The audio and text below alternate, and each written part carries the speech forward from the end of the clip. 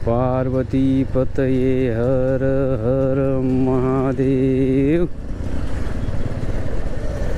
तो चलो भैया, द्वारकाधीश की नगरी से हम जा रहे हैं नागेश्वर। 17 किलोमीटर आहे, अर्ध्या तासाचा रस्ता आहे। अर्ध्या तासातच पोचू।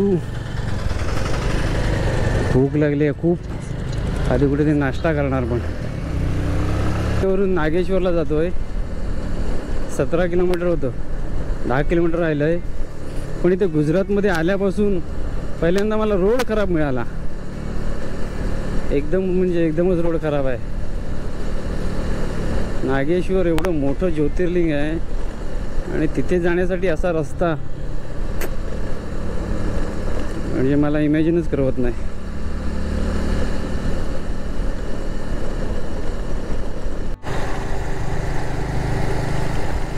जय भोले बाबा।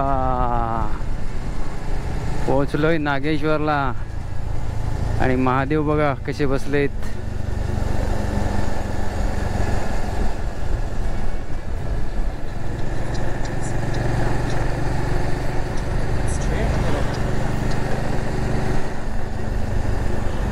भोले बाबा रक्षा करना, महादेव महादेव।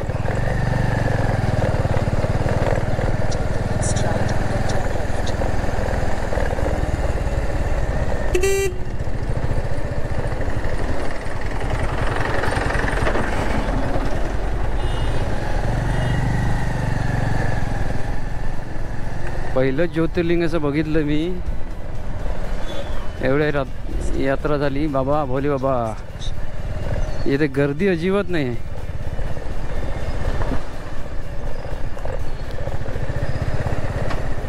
गाड़ी पार्किंग के लिए जगह ढूंढनी पड़ेगी।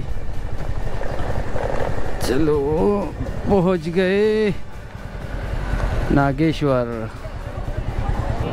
नागेश्वरमध्ये दर्शन घेऊन झालं। इथे मंदिरामध्ये कॅमेरा वगैरे अलाउड, म्हणजे इथे काय लिहिलेलं पण नाही की तुम्ही शूटिंग करू शकत नाही किंवा काहीच करू शकत नाही।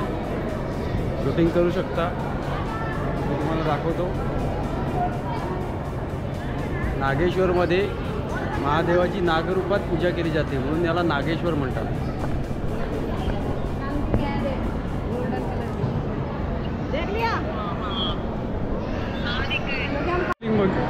आणि मी पहिलंच असं ज्योतिर्लिंग बघितलं की जिथे गर्दी अजिबातच नाही आहे, कोणच नाही। म्हणजे दर्शन आमचं 2 ते 3 मिनिटातच झालं असेल आणि गर्दी बघू शकता, ही एवढीच गर्दी आहे मंदिरात,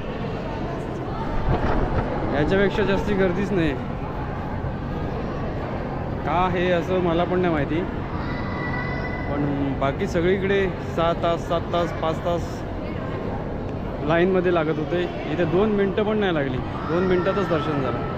आता थोड्या वेळ बसतो आणि मग थोडंसं इथे आजूबाजूला फिरण्यासारखं काय ते फिरतो। आणि याच्या मागच्या बाजूला तळ आहे।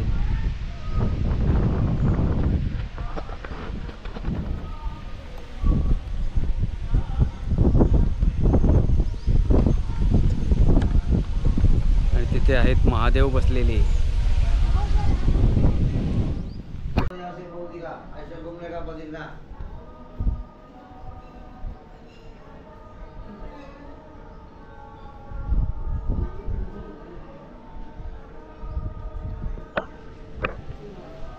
पूजा रूम में रखने का भस्मी आपका चुरा की बबूती है।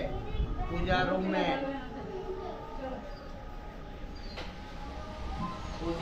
रखने का कटोरा की भस्मी है बबूती।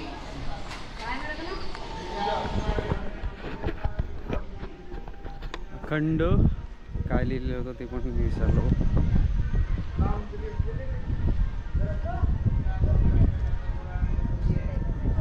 अखंड अग्नी जळत राहते इथे। इथली जी राख आहे ती डोक्याला लावलं की मन शांत होतं, असं लिहिलेलं तिथे। महादेवाच्या कुठल्याही मंदिरात गेल्यानंतर माझं मन तर शांतच होतं।